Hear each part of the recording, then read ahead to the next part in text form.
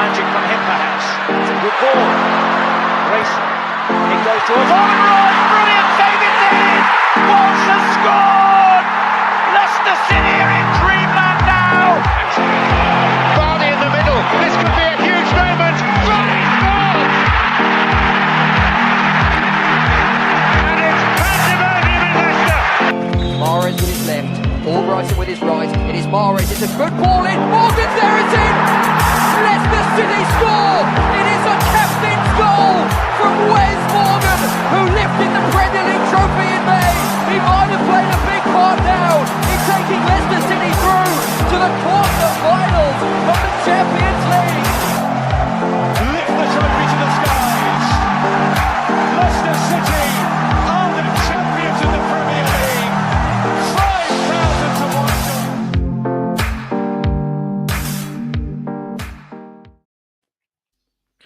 Hello and welcome back to Blue Tinted Glasses. It's Wednesday night, which means it is time for Fox's Den, and we have an interesting topic tonight. You can already guess what it's going to be about. I'll give you a clue. It's not the manager chat because I'm waiting patiently for that next week. Before we get into everything, let's go around and say hello to everybody. Tom, what is going on, mate? How are you? Yeah, well, good. I think, as you just summed it up, I think we're all waiting for the 1st of July to see if the big announcement's going to be made, what's been talked about since the end of the season. So it's quiet in some ways, but I think we're all counting down now. And as much as last season was bad, it's Leicester, and we look forward to the next one going again. Yeah, 100%, mate. Totally agree. Ragsy, over to you, mate. God, 3 days in a row on the channel. This is mental. I'm sick of you. I'm sick of you, mate. I'm sick of you now. What's going on? How are you? I'm all good. Yeah, no, honestly, like yesterday's stream and Ben May came on, like it's an absolute highlight for the channel and stuff. So it's just like a real positive turn for the channel and just even that stream alone and stuff. But yeah, it'll probably take a different turn this stream. But oh well, that's how it goes. Yeah, for anybody that's not got a clue on what Rags is talking about, we did our defenders scouting report last night, and one of our picks, Daniel Bamei, the Nigerian young defender, joined the live chat, and he was there, and I've spoken to him quite a bit today, and he's absolutely buzzing with all the people in the chat last night who were giving him kind words and stuff like that. And he did win the vote at the end as well, so he is who the people chose as who Leicester should sign. So he did tell me, though, he's not going to cost 200 grand because his contract is running up, and he's not going to be re-signing with BLC United. So get him in on a free. There we go. Nice cheap wages as well. Right. Finn, over to you, mate. How are you today? Yeah, very well. I'm glad to be back. I've been out for a while, a good 6 months or so. So, yeah, I'm excited for tonight's debate. It's going to be an interesting one, that's for sure. 100%. Well, I don't think there's going to be much debating going on, to be honest with you, after gauging the views of the panel. So if you are a KPFC fan, sorry to call you that, then you might want to switch off right now. Anyway, let's get into it. I'm going to come to Tom first. Actually, no. Well, hold on. Before I do that, I should welcome the people in the chat. Frankie's here. So is Craig. Clibbo, hello to you, mate. Andreas, Zola, Kunal, Terence, Tripe and Onions, Josh as well, Ryan. Everybody's here. We'll get your comments up soon. Tom, it's been a crazy couple of weeks with some of the news that's been coming out about the owners of the football club, Top and King Power. There's been rumblings, I think, for longer than this. I think everybody's known that King Power have been struggling since COVID, but some changes structurally at King Power, removing Top as the CEO. He's now overseeing the group, whatever. And more recently, over the last few days, they are on the brink of potential bankruptcy, mate. I mean, they are in a bad way. Sorry to be dramatic, but how are you feeling about all of this, mate? Because I think even though we knew they were struggling, it's come as a bit of a surprise at how bad it really is for them right now. Oh, massively. It's massive concern. Obviously, Leicester is, main supply of money and sponsorship deals, and everything that comes into the club is basically rolled around King Power Group. Isn't just a case of they're a shirt sponsor or something like that you can replace. That the owners' money comes from the King Power investment and the trade that he makes from, what he does in King Power. And if it is the case they're going bust, we could be in some big problems going forward until we can sort out a new owner, a new investor. You look at the likes of Reading, who've just had the same kind of scenario where their owner basically refused to put any more money into the club and basically transfer embargoes. Sheffield Wednesday is another prime example. They've just had 3 season transfer window, 3 sections. So the next 3 windows they can't sign or sell, any players. They all have to be free transfers. It could be quite dramatic if that was the case. And let's be honest, none of us will sit here and want that to be the way the King Power leaves Leicester City, because as much as Top has sort of failed since his dad left him to run it, and since his dad passed away and he's taken the reins and he hasn't succeeded. I know the FA Cup was a success in that point of view, but there's probably been more downs than ups in his tenure. You wouldn't want it to be finishing on this note, that King Power left because they went bust, and that would be a really bad way to finish out what's been majority of the time really good success on the pitch, and a club well run that was fans up and down the country would love to have an owner like Leicester. But it's concerning that it's not just Leicester City, but seems to be in the mire, the actual King Power group, and then to see that Top's been removed and they've put another one in there. Does that not feel like Top's either said, I can't do this anymore, I need to concentrate on one thing? Or do they feel the board of directors went, Top's making too many mistakes here? It's a hard one to tell. But the biggest problem is, once again, we don't hear anything from Top or King Power Group to Leicester City fans with what's going on. Any half-decent owner would have come out and gone, right, there are rumours, this is the scenario, we're going to be open and honest because we've got a massive fan base out there and we're representing Leicester City as King Power, but we want to know. And again, the silence is deafening from the club, like it's been all bar May when the season ended. So a little bit of chat from the club would qualm some of the rumours down, or qualm the issues what was going on at the moment with the King Power Group. Yeah, I agree pretty much with everything you said there. I mean, Ragsy, I'm going to come to you because I always say, that personally, I would rather the club is successful under King Power. Like, I would rather the club is successful and we are winning stuff under King Power than if we were under somebody else. I would rather we do it with that family. However, I don't think that's going to happen. I don't think without Vishai, King Power leading this football club is anywhere close to what it used to be. And I was going to say, Ragsy, that, at the end of the day, it is sad to see King Power potentially, going down this route of bankruptcy, maybe. Because more sad because of Vishai, right? Vishai, who obviously passed away. I feel bad for his legacy, because his legacy has been thrown down the drain, to be honest with you. That's the way I see it, Ragsy. Yeah, I have this slightly different take on it, where I think it's a bit more give and take for me. Like, I don't want Leicester to be successful under King Power. I just want Leicester to be successful no matter who.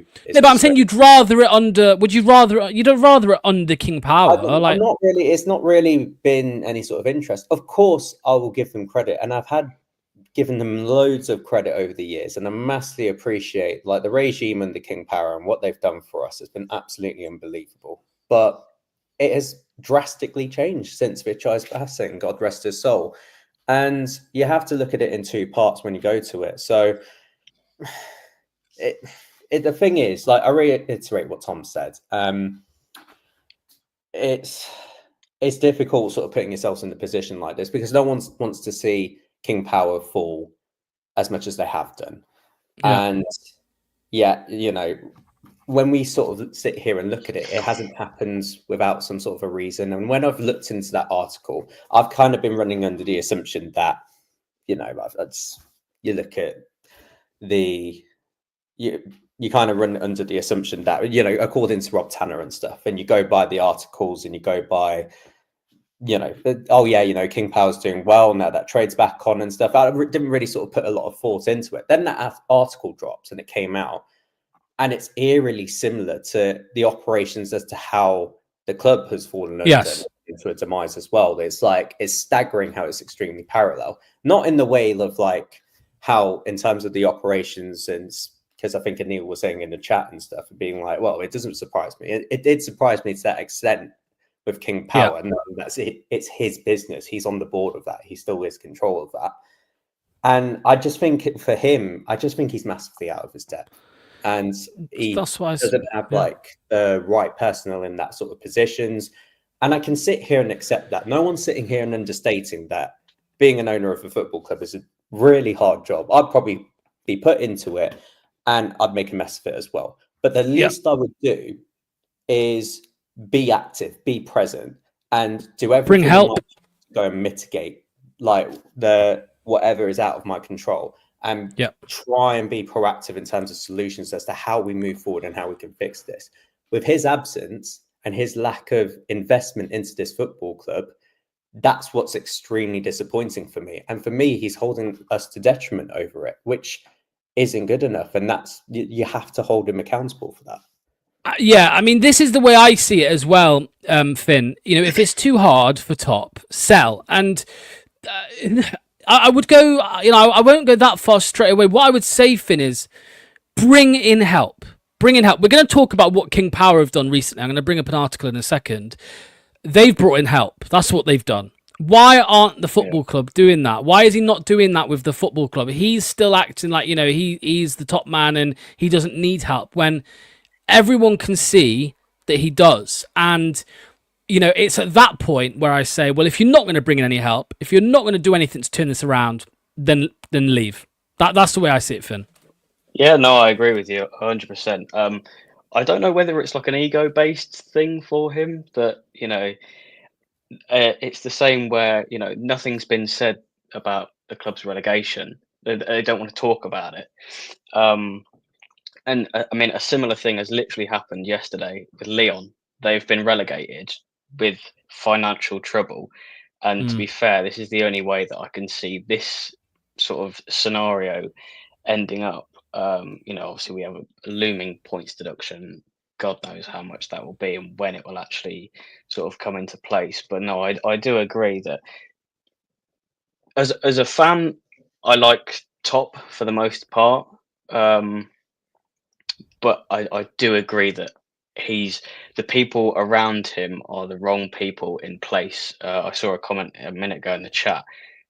There's no adaptation, you know, get the help in that you need and adapt as a football club. Don't just stay where you are, because if you stay where you are, you're not going to go up. You're only going to go down, or you're going to stay at the level, and it's going to become stale. And I don't want to be like one of those clubs that, obviously now we're in the Championship, I don't want to be like, you know, a Stoke, a Norwich, one of those clubs that just, or a Swansea, or worse. They come down, or worse. And I don't want to just sit in mid-table and, you know, we all know what the club are like. Nothing will ever get said, in my opinion. I can't remember the last time that the club or Rudkin or Whelan ever did an interview saying, look, this is what's going on. And I saw it a couple of weeks ago with Southampton. They came out and they said, look, this is what's happened. We've been relegated. We've got rid of the manager. We've got in Will Still, who I think is a good manager. This is the plan going forward. And they're active in the transfer window as well. Obviously, I don't know the ins and outs. I don't know whether Leicester can do anything until the 1st of July. We're all guessing that that's the case, that we're not going to do anything until the next month.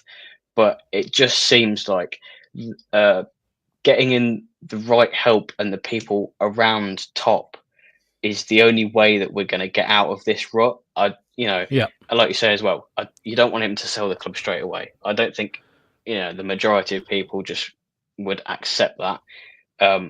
But for me, everyone at the club personally needs to take accountability, because otherwise we are just going to, like I say, end up as a mid-table team, or like you say, even worse. Well, I'm going to just bring this up quickly here, right? So this was the other day, and it was from the King Power, the Nation. I think it's a Thai business thing. Anyway, this is the new guy that's been brought in as CEO, which was Top's role. King Power's last stand, new CEO battles to save duty-free empire. Now, just a couple quotes here that I wanted to bring up during an interview that he had. So let's have a look. So he was asked about the 2 years, I think, during COVID. He says he's not sure what transpired during those 2 years. I haven't seen the figures, so I don't know what was left unattended. So he was asked to describe a he was asked to give a metaphor, or he gave a metaphor to describe the current situation King Power are in, and he says it's like a patient surviving on oxygen. The company's intention was to ask the airports of Thailand to remove the oxygen because we can't cope anymore. This was the signal we sent. He then went on to say the errors occurred due to miscalculations in the original assumptions, particularly regarding the COVID outbreak. We need to examine which side made these errors by comparing minimum guarantee figures and ensure fairness under the changed circumstances. And then just before I offer a little bit more context on that, I just want to read this bit. We're in a position where we're saying we can't manage, and we're asking the airport of Thailand for help. We'll listen. If the conditions allow us to remain profitable, we'll stay. If not, and we can't make it work together, we'll accept that. So they are in basically negotiations with the airports of Thailand to cut a load of the contracts that they currently have. This would cost the airports of Thailand like £400 million, which is why they're probably not going to accept the terms. It is all confusing. It's a lot of business jargon and all of that. But the bottom line is that they are in the shit, and they are trying to negotiate. I mean, this article, it's from his own mouth. Richard is my point. Those quotes I read are from the new CEO. That's what he said. But Tom, they've brought in help. Just going back to this point, mate. They've brought in help at King Power. Why don't you think Leicester City have done that? Because surely it doesn't take a scientist to see that, we had a massive upward growth. Of course we did. And of course you're never going to stay at that high level forever. But 2 relegations in 2 years, Tom. A load of players, high value players going on freeze. A lot of bad signings, a lot of bad contracts given out. Why is Top not thinking to himself, something's not right here? Is it Tom, loyalty, too much loyalty shown to people at the top of the club? Firstly, we don't know what happened with the King Power Group. Did the board of directors decide that it was time to move the CEO on? The CEO can be voted out of the director's role if they find that he's not fit for purpose. So it might not be a case that Top moved himself up and out of the way. He clearly could have seen the board have gone and voted on it and moved him up further out of the way, out of that position, to bring someone with a bit more experience into the role. Same with the King Power. If the board feel that there was a problem, the board could vote on the same direction of chairman if they felt there was a problem. But no one's going to vote against the owner. No one's going to vote against Top. So Top's really has a free run of what he's doing at the club. But like you said, he does not seem to be a man who's cutthroat. His dad was very cutthroat. His dad sacked Ranieri after winning the title the following season, after we'd lost the first leg of quarter-final to Seville. That was cutthroat. That was the biggest game in the club's history. Seville in the last 16. Our biggest game ever in the club's history, and he sacked the manager when we're only a goal behind. The Top was ruthless. Top's not ruthless enough to be doing what in that role for me. And we've talked about bringing people in. I've said it before. Nigel Pearson is a man I would always consider to bring into the football club. I think his experience in the division, he knows the championship. Bring him in as a director of football. Bring him in and move Rudkin up if you want to keep Rudkin around the club. But you need someone who's going to come and give you the straight talk and no nonsense. I think, sadly, I don't see that Top's going to listen to anyone at the moment, bar his 2 little puppets in Wheeland and Rudkin. And why he keeps listening to them, and Andrew Neville, I think, still around the club, then we're not going to move forward. We're just going to keep going on this same path. And sadly, that's dropping further and further back behind than where we were. He needs to be ruthless. He needs to make big decisions. And he's got to be stop being loyal to these people. Yes, they've had a good run. Not being funny. I said it for a long time. John Rudkin is dead wood. He's been here too long now. There comes a point in everyone's career, whatever path you do in life, unless you own your own business, that you are going to move on in companies, and people come in who just don't get on. Sometimes you just have to move on and free up a space to bring someone who's maybe got a better idea and slightly better ideas that could move the company back forward in the right direction. And sadly, I think we've just gone very stale in the board level, and it's all we'll keep doing the same. We've done it before and we'll get back to it. You mucked it up on the transfer way. We started dealing with that. We went from a club that sold 1 player every season, cashed in the money, and then went and brought 4 or 5 half decent players and then sold another young talent and then did the same thing again. We did that and we kept building. As soon as you stopped doing that and you chucked out these big contracts, and it was the season we signed Vestergaard, Daka, Samari, and all that. That was the season we went off track from the way we'd done our previous 7-8 years under the company. That's where it started going wrong, because we changed the method that it made us what we were really. Now, Ragsy, the what Tom just mentioned about when we went off track during that summer and we started operating differently. The reason they did that, Ragsy, was because of Brendan Rodgers. That's what he demanded almost. I mean, Rob Tanner's been quite vocal in this, saying that, you know, Brendan took over the scouting department. You know, he brought his own people in. He controlled the recruitment pretty much. And you know, he decided on the likes of Ryan Bertrand and Vestergaard, and of course Samari and Daka. I always struggle sometimes to talk about the Samari and Daka ones because they were meant to be amazing players, right? But the point still stands about paying over the odds. We paid a lot of money for these players, which is different to how we'd done things previously. How much of the blame do you put down to that? Because whilst we're talking of Rodgers, Ragsy, the indecisiveness of Top to sack Rodgers, you know, that is why I think we were relegated. You know, he should have been sacked way earlier, and that would have given enough time. And I always bring this up, and people don't like it, but I'll say it again. Dean Smith, his points per game that he was averaging, said that if we had played one or two more games with him, we would have stayed up that year. He was brought in way too late. Even when we sacked Rodgers, we had to wait 2 games, which we lost both. I'm not swearing at you, Tom, or Ragsy, but so it was indecisiveness for me. And just final point on that one, Ragsy. Sorry, I'm throwing a lot at you here, mate. But we heard literally a couple of weeks ago as well that Russell Martin, he wouldn't have been interviewed because the club don't interview managers until the current manager's sacked, out of respect. That's to the detriment of the club, you know, because you've not got anyone lined up. Again, I'll use that same example. We sacked Rodgers. We had to wait 2 weeks because the club isn't, in my opinion, run in the right way that a modern football club should be.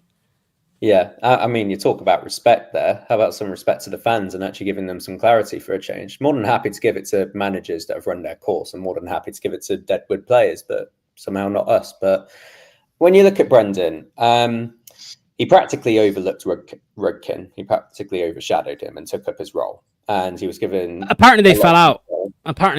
Yeah, you know, there were conflicts that raised conflicts and abrasion, and you know, it was never ever going to end well, because like that sort of stable framework, he's just come in and wants to implement it. Now, I look back at the time when we offered him that contract extension, like after Arsenal, when they were interested and stuff, and and people look back in hindsight and go, "Oh, why would we give him such a big contract?" I'm like, I don't mind the contract at the time. What I do mind is when you don't follow from both ends of that contract and what it means. And when Top handed out that contract, he should have set principles and he should have set demands, being like, yes, we are giving you this. We are giving you the biggest budget that we can. We're giving you a lot of power and a lot of control, and we're giving you some pretty generous wages here. But in return, what we want from that, and this is the job that you signed up for and you're agreeing to, given the commitment that we're showing to you here, you've got to be getting European places, and you've got to be and he needed to foreshadow, being like, if we didn't, and if we were going off track, that is at detriment to us, and we can't be affording to have a manager that is on ridiculous wages at what he was, and then we end up finishing 8th, and we needed to hold him to account for that. But I think what happened at the time, the issue was with this is that Vichai was the one that recommended Rodgers. And I think Puel was on the verge of being sacked at the time before he passed. So it complicated things a bit. There was a bit of delay. It was a great appointment. It was a great appointment. It was a great appointment. And we followed through with it and it worked. And we felt like, okay, sweet, we're on the right path and stuff. But when we started going off path, that's when you need to be decisive. That's when you need to look at the contract and you look at what we're paying. And you need to hold them to account for it, considering the economics and what you're getting back from your manager. And he wasn't meeting it. But what, like, the thing was, we put too much sentiment into things. We do this as a fan Yes. base as well. We show a lot of sentiment. I'm like, look, listen, like, it's nice having these moments and stuff, but football still moves on. Like, you can't keep grasping to the past and past achievements and stuff. You got to look at today, and you've got to look to the future. And when you start getting feelings and emotions into it, it complicates things, and it clearly has done here.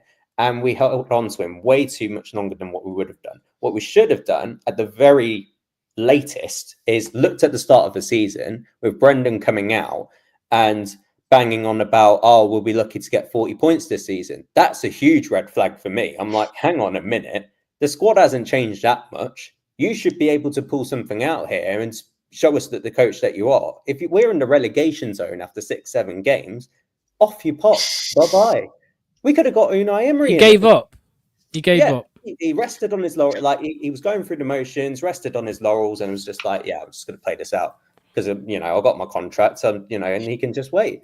And, you know, we could have gone out there and got a decisive manager, like the right manager at the time, rather than waiting too long until near the end of the season after an international break, by the way. And all that was left that we could get, it was Dean Smith. And he did the best that he could in the time that he had, but clearly it was nowhere near enough time. So that lack of decisiveness, and he may be a nice guy and he may like shows, you know, some love and commitment, but those are not the quality traits of what an owner should be. And ultimately it's ruthlessness. Ultimately it's being decisive. He does not possess those qualities. I was going to say, let me just hand this to you, Finn, you know, because I'm seeing comments in the chat about COVID, blame COVID. And of course, COVID's played a part. There's no doubt in that it's played its part, but COVID affected everybody. And what I wanted to say about, you know, you know, people say, oh, well, King Power and tourism and all of this, and it's duty free, and of course it's going to affect them more.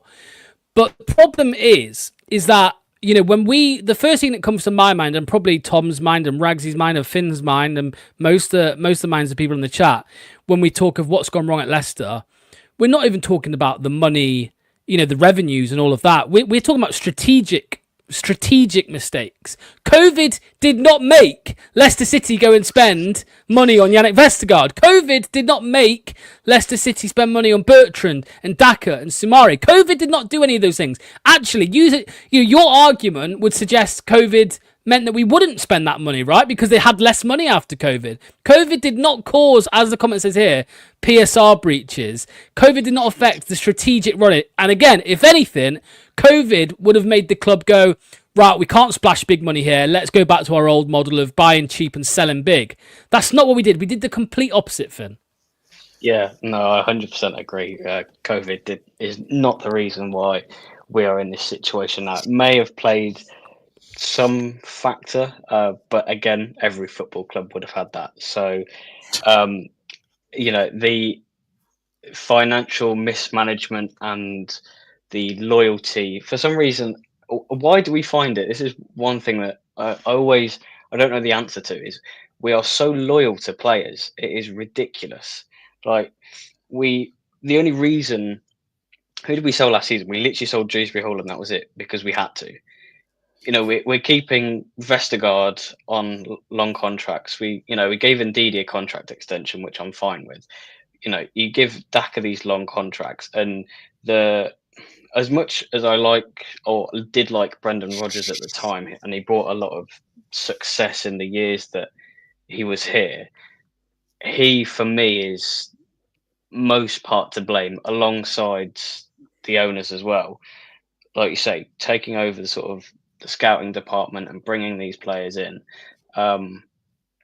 and the absolute abysmal transfer fees that we pay for players.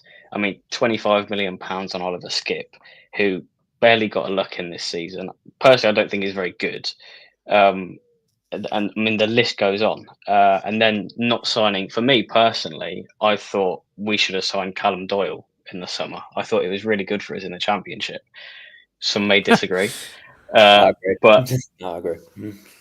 You know, and now he's, you know, Man City wanting to sell him for like 6-7 million quid, but instead we decided to go, actually, you know, we're going to use Victor Christensen, whose ego is sky high and his ability is right down here, and we're going to keep all of these players who are just clowns for the most part on these Yeah. long deals. And you look at any other football club, and their turnover for players and incomings, it probably balances out.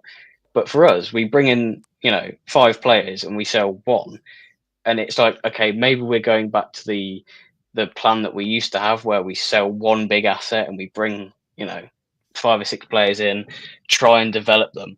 But the only reason we sold a player in the summer was because we had to. And we still breached. We still breached. The problems are still there.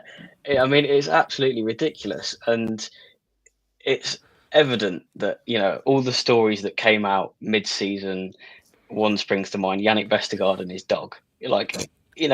That is just absolutely ridiculous. And for an owner to just sit back and let all of this mess happen and not to comment on it, for me is it's as they say, it's a big red flag. Tom, let me ask you. Sorry, go on, Ragsy. Really quickly. Just add on to it. Like we're just sort of like, we give loyalty to not just all players. We just give loyalty to the crap players, quite frankly. Kiernan wanted to be here, wanted to develop, was more than happy to stay and sort of re-establish himself back as a Premier League player again. But yeah, for PSR reasons, we had to sell him. And the ones that we end up keeping are just here for a matter of convenience rather than actual loyalty and commitment to the cause for us. We just seem to push that all aside to whatever's easier to negotiate with other clubs to offload them. It's harder to getting rid of the crap players, but we just look for the easy way out. We look for a quick cash incoming and stuff. So it's just broken. It's just flawed. Sorry, Tom, you go. No, I was going to say to you, mate. So there's a comment here from James: accepted mediocrity and leadership, and have potentially missed out once in a generation chance to establish ourselves in the top 10. Now, when the club sacked Ranieri, Tom, 10 years ago, whenever it was, 9 years ago, I was I thought that was the right decision at the time, because I thought personally we were getting relegated, and Vishai made a cutthroat call and it paid off. We stayed up. We could have still stayed up under Ranieri, of course. It's like the Rodgers argument. Would we have stayed up if we kept, we just don't know, right? But I think back, Tom, and at the time, my argument when I was like, you get rid of Ranieri, we're going down, was this is the perfect opportunity to establish ourselves as a top Premier League club. We've just won the fecking Premier League. We're never going to win the Premier League ever again. And this is a perfect time to build on this. And, if we'd have got relegated on that occasion, then, we wouldn't have probably had the Europa League run under Rodgers and all of that.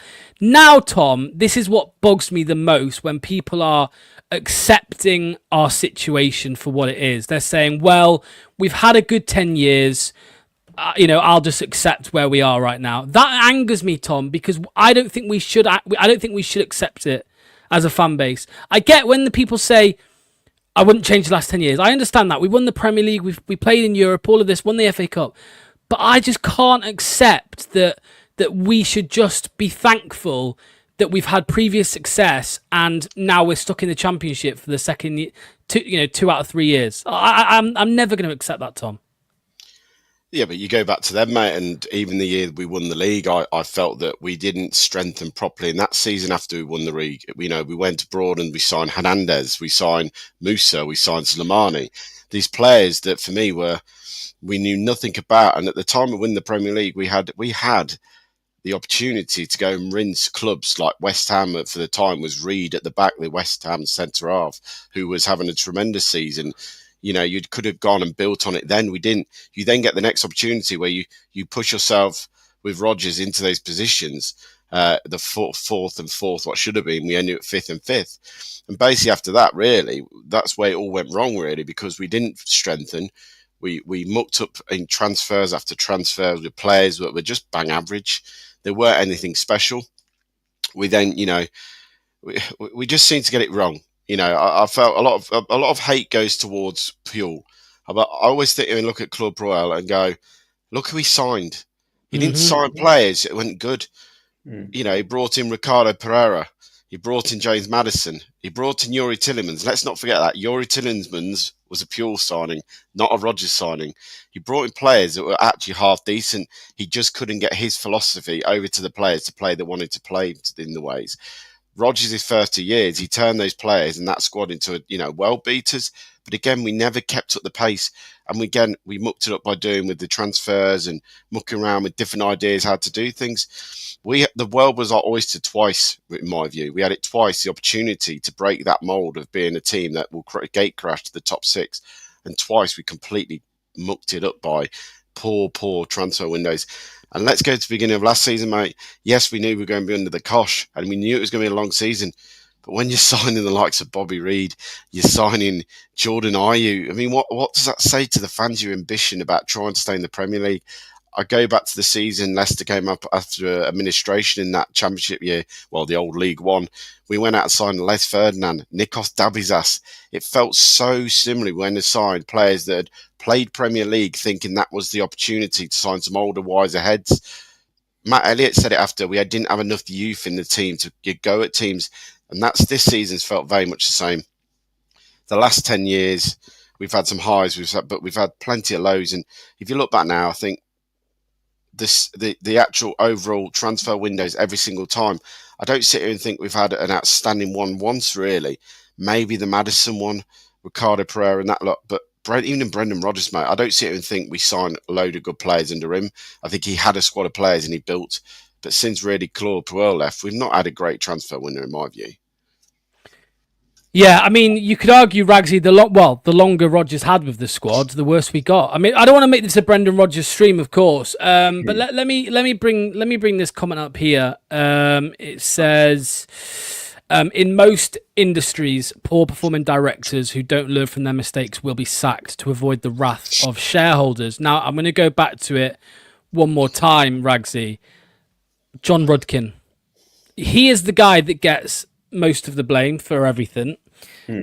Some things I'm sure are rightly so he gets blamed for. Other things I'm sure he doesn't have anything to do with. However, one thing we do know he is involved in, thanks to Rob Tanner, Ragsy, is contracts. We know that he negotiates the contracts. It sounds like it's more of a committee with regards to recruitment between the head of recruitment, the director of football, top signing off, the manager ultimately as well, wanting the player, the profiler player. But we know Rodkin does the contracts. And in fact, Ragsy, the two negotiations he didn't take part in was Harry Maguire for 80 million to Manchester United and Wesley Fofana for 80 million to Chelsea. They're the two he didn't have anything to do with. The rest were him, apparently.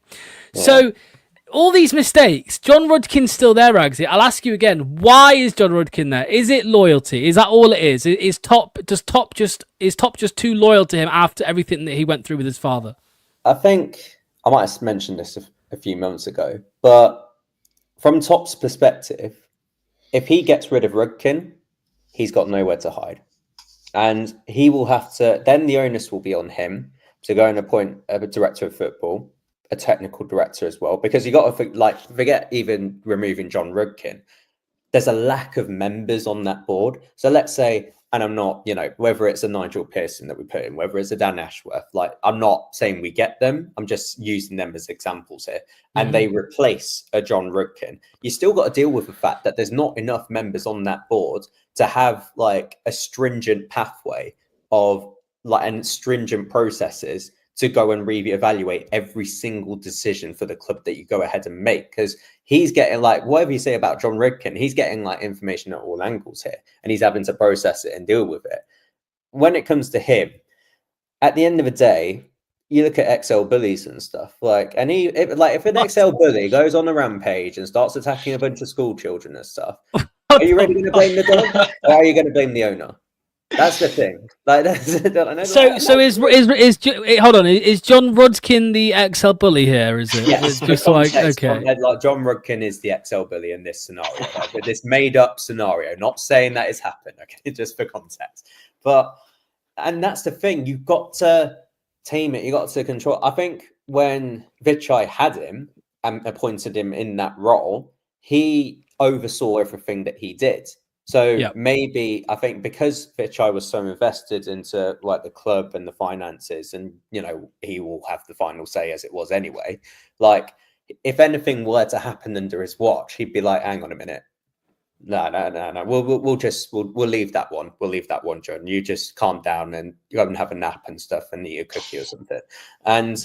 But because we're top in place, I think he's just leaning into every single word that he says for the base of experience. So, and he's not knowing how to go and control his sort of actions and stuff. He's the only, Top's the only one with power at the minute that can go and change the whole trajectory of this club, and yet he fails to do it because it's all political here. So, until he can go out there and consider a reshuffle just to go and highlight the issues and stuff, and actually think when it will click, and you don't know when it's going to click with him because I think he's got too much pride. He doesn't want to let go of his father's legacy. I still appreciate him for trying to take it on and do the best that he could initially after his father's passing. That's admirable. All right, we'll sit here and we still applaud it. We still appreciate him for that. But what we can't sit here and accept is the lack of activity to mitigate the shit show around him, and and not being able to hold account and give us an answer for anything that's gone wrong here. Yeah. I totally agree with you, mate. I want to ask you this, Finn. One thing that that has always bothered me and concerned me with Top is all the stories that we've heard over the recent years about how players seem to go over the manager's head and straight to Top. We heard this with Steve Cooper, especially that the players, some players, not all of them, of course, but a couple of players went over the manager straight to the owner and basically complained about the manager. Now, I'm fickle. At the time, I was like, yes, get in there, because I just didn't like Cooper, right? But it's not good, Finn. It's not good, and I feel like Top likes trying to be one of the boys, if you get what I'm saying. He wants to be a part of the friendship group, which then I think that puts his position, it's a conflict of interest is what I'm trying to say, Finn. If a player is his best mate and he can just go over the manager's head, it should be a direct chain. The player should report to the manager reports to the director of football reports to the owner. That's what I think. That's how I think it should be, Finn, but I don't know about you, mate. Yeah, no, I do agree on that. And it's sort of that, especially under Cooper, it did create sort of a very toxic environment, I'd say. The more senior players going above their own manager to talk to the owner about how bad they think the manager is, and how delusional everything was at the time. I do agree with that, and I agree with the point as well of you saying he wants to be sort of one of the lads. It's sometimes it's as if we're not ran like a football club. It's just like a group of mates that are there for a kickabout, and if we lose, oh well, what a shame. If we win, great. And it does remind me back to, I can't remember when it was. It must have been a couple of years ago now. Top going around the training ground on a Segway, and that image comes to my head when you say him wanting to be one of the lads. It's not ran like a business. It is just ran like, it's an absolute shit show, to put it bluntly. Circus. Yeah, a circus. I suppose that's a nicer way of saying it, but yeah, and I think Top has only got himself to blame for that. After Enzo left and everything, everyone thought that we'd get a manager in that would sort of play similar football, because that suited the players. Some of the fan base didn't like it, but that suited the style of play that, for the players that we had. And we went completely the wrong direction with Steve Cooper. And he's only got himself to blame in that respect for getting in a manager that he knew, surely he knew it would cause a bit of an upset in the players' camp, but more importantly, the fans as well. And for him to make that decision and then eventually sack him after 12 games, and then get in Ruud van Nistelrooy, and again, I don't think we've seen it with Harry Winks, right? Very good performer for us in the Championship. Did okay under Steve Cooper. completely shadowed out by Ruud van Nistelrooy, because again, we've appointed a manager where it doesn't suit the style of play for the players that we've got at the club, but most importantly, the egos that we've got at the club as well. There is no sort of person in there. We don't know what Van Nistelrooy's like behind closed doors, but in my opinion, there is no one person in there that sort of puts the players in their place and go, right, look, if you have an issue, you go to your manager. There is no loyalty anymore. You go straight to your manager. It's the same in any workplace. And, Yep. that if you're sort of, I don't know, with the Harry Winks situation, whether he went straight to top, who knows? But Yep.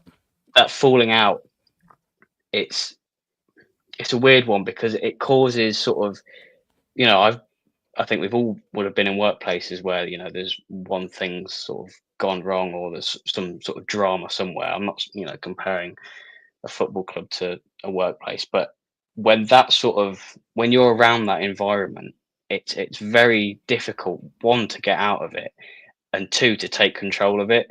And again, going back to the point of maybe getting people in to sort of help steady the ship and just calm everything down and bring everyone back to reality, because they're not living in reality when they're on 70 grand a week sitting on the bench.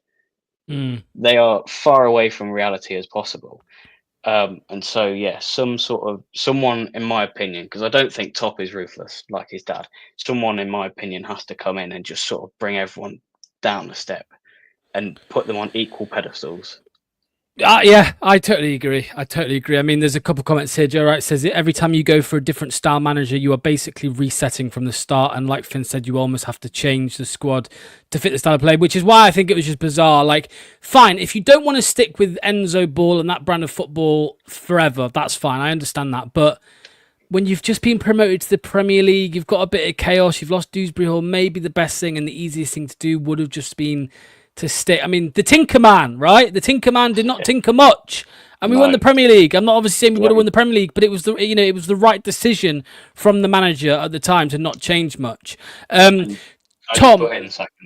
yeah. Going back to the appointment of Steve Cooper, it is the easy way. He's got nowhere to hide, Top, because the fans will blame or put all the blame on the manager and the players. It's the same with keeping John Rudkin around. We saw the protests this season, or the season just gone, sorry. Everyone's going at Rudkin, and then some people are going at Top and going, we've got fans going, oh no, don't go at Top, it's not his fault, it's all Rudkin. Again, it's the easy way out. He's with Cooper, he took no accountability and then just sacked him like that. Yes, we were playing shit, but again, he's chosen the easy way out. And whether, who knows, it might come to 1st of July, and like we spoke about before, Van Nistelrooy stays. Again, he's taken the easy way out. There is no, and it's whether it's like, does he want to take a risk and go with something completely different and reset the whole squad? But then he's got work to do, and by the looks of it, he doesn't want to do work because he's already made changes at Leuven. He just wants to sit back and just watch it fall. Yeah, but mate, that's how it feels. Tom, I'm going to ask you the big question, Tom. The title of the video. Is it time for King Power Top, to go? You're on mute. I know you haven't said anything yet anyway, but yeah, you're on mute. There you go. Is it time for Top to go? Or is it too early? I think it's too early to say, let's just cut our ties with King Power just yet. I think you've got to be careful what you wish for. Look, I know we're saying earlier about, it's not all about who the title King Power or who owns you is. It's our football club, of course it is. But let's look back over the years and look at the shambles I've seen, John Elson, he ran the club into oblivion once and we went into administration, mate. Barry Pierpoint, I've seen some really poor owners at the club, who really, really made some shit decisions and could have cost us not a new guys. And they might have never seen what you've seen because we could have gone completely bankrupt at one point. In the administration time, we were very, very close to basically gone.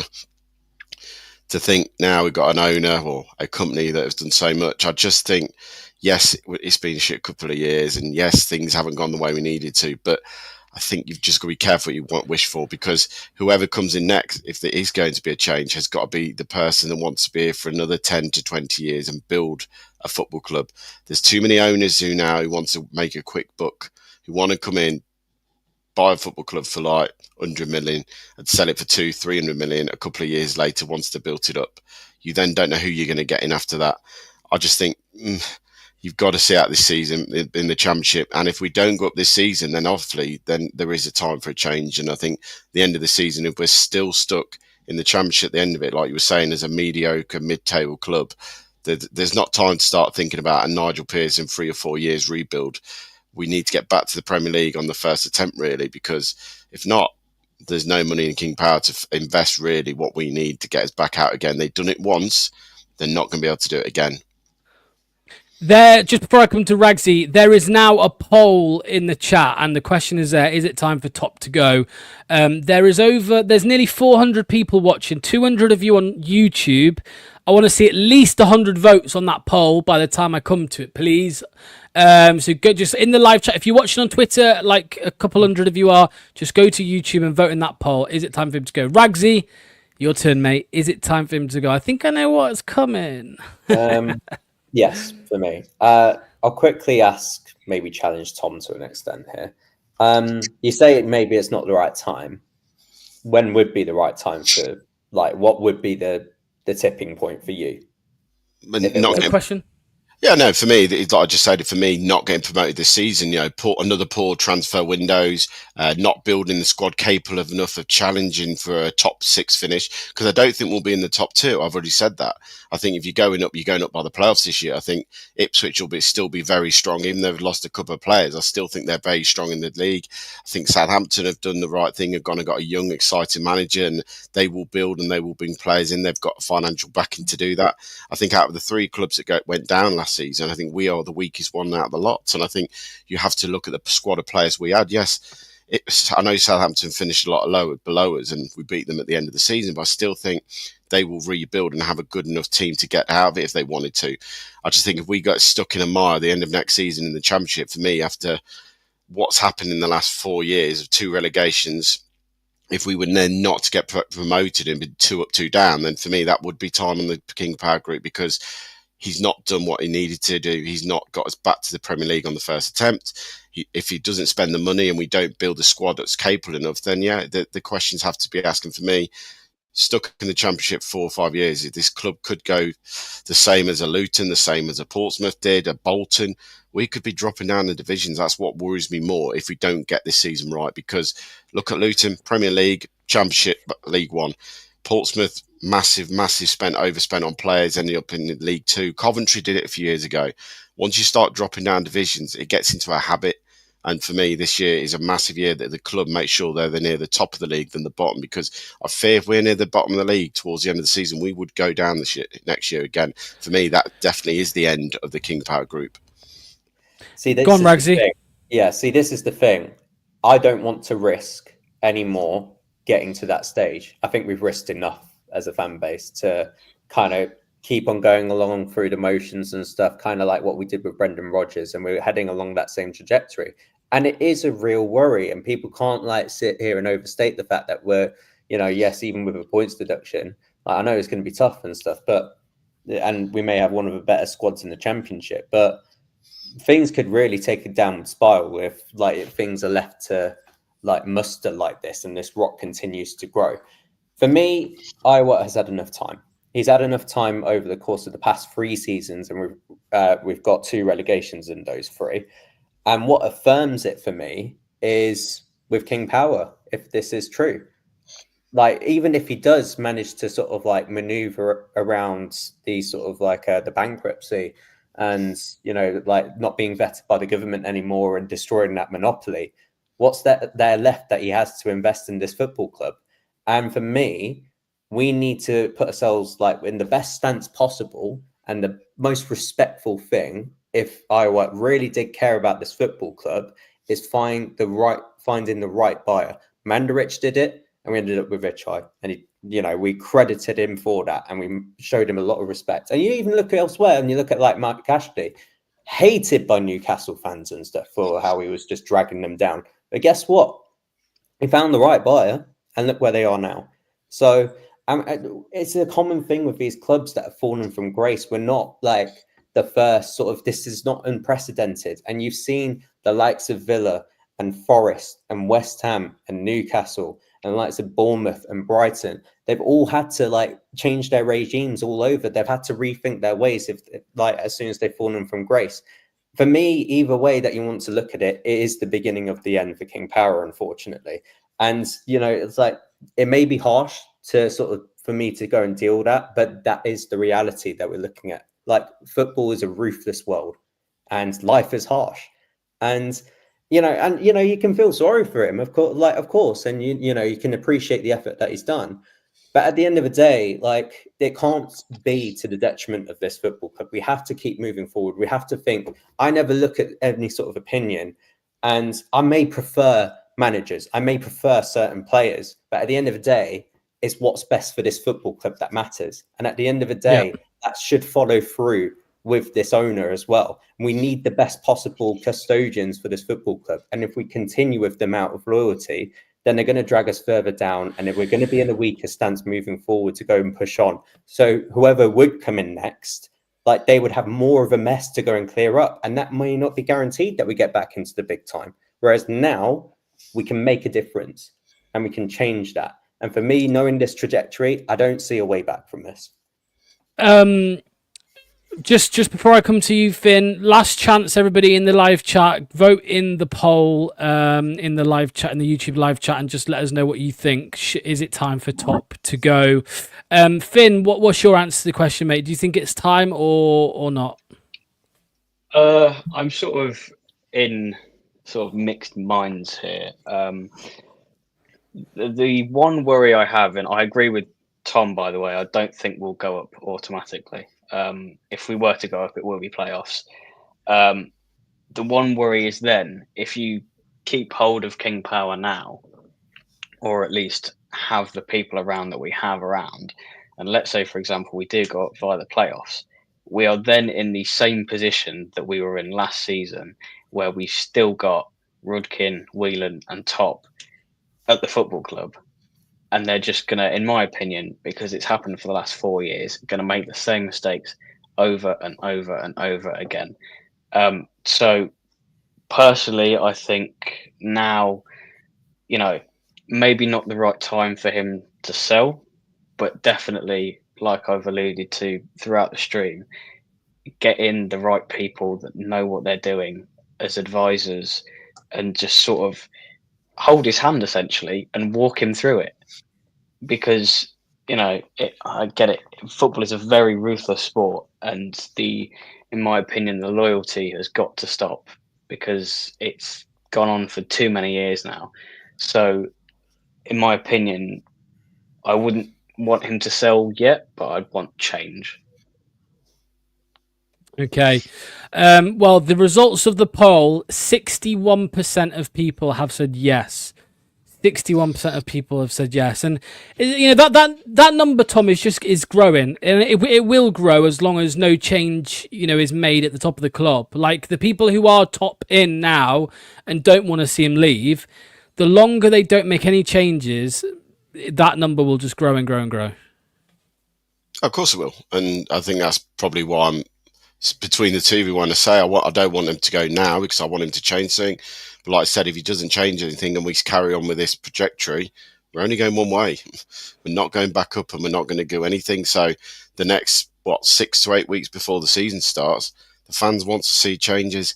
Because I tell you what, if we go to that first home game with the same people in the same positions and Ruud van Nistelrooy in the dugout, I don't want to know what the King of House is going to be like. I'm going to go into my season ticket seat on that first day of the season if we're at home, because the atmosphere in the ground will be absolutely toxic.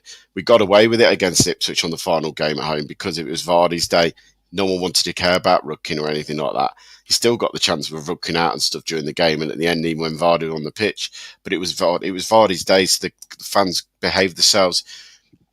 Vardy not here anymore. It's not about Vards. It's about what's going on now. And 6 to 8 weeks' time, if we go into that first home game or away game with these people still in charge and we go a goal down, wow, I can tell you what, it will be toxic in the stands very, very quickly, and the fans will turn on the players and whoever the manager is. And before you know it, like you say, then you'll be in for a recipe for disaster, because we've seen how quickly things can get toxic down that King Power Stadium. And if it starts getting toxic, the players are going to be thinking, well, what the hell am I doing here? The fans aren't going to be getting behind us, going back to try and get for Premier League. Like I say, the changes need to happen now, or in the next 4 to 6 weeks, and we need to see some kind of change. But we also need to see from the club some kind of statement what is going on. You've not said anything since we've been relegated. There's no apology to the fans who have backed you and give up their money every single week. When is the club going to come out and admit what they got wrong and say where they got wrong and how they're going to change it so it doesn't happen again? That's what the fans want to hear. Everyone in the chat's probably saying the same thing. We just want to know what is going on at our football club. We don't want silence. We don't want this, well, Top doesn't really say much. That doesn't work now. That's gone on too long, the silence. We want to know what's going on with the club. We want to know the direction of the club and what is going to happen to make sure the club goes back to where it was and not just it being a stale piece of bread. Yeah, I totally agree. Look, we're going to end it there. There is lots more to come for sure. Actually, before we go, I just want to ask one thing. I'm stirring the pot here. I like to stir the pot. Okay. What's your take on this, Ragsy? This is for you, Ragsy. Here from Manny, mate. Can you see it? I think, okay, let me just something with Manny. All right. Here's the thing. I'm not gonna, I'm not proud of this sort of like 61%. At the end of the day, we're fans that are invested in this football club, and we do not take this stance lightly. This is not of a spur of the moment decision. This has been a collation of what we see in and around the club and how they operate and how they manage as a football club, and not showing any sort of level of accountability for the mistakes that they've made.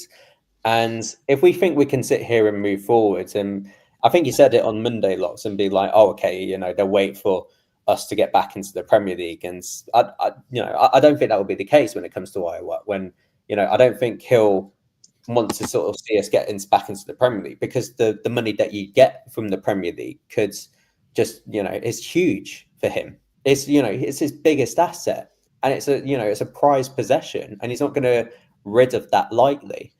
And when you look at the operations down with King Power and how far that's fallen and stuff, and when you look at it, it's stuff of your own making. Like, this is not to be blamed on COVID. COVID's has been a problem for many clubs here, and they've all suffered. They've all taken massive financial hits, and they've all had to navigate around it. And it's been a slow process for them to get back into it. Everyone is feeling the effects of it, without a doubt. Yeah. And I get it if it's a drop off to mid-table mediocrity in the Premier League. I'll probably, if that was the case, I probably would be in the stance of, we need a reshuffle with this board, but I'm not going to sort of risk it with, just with what King Power have done for us, because we're still an established Premier League side. But that status is rapidly dwindling, and it's clearly not been resolved.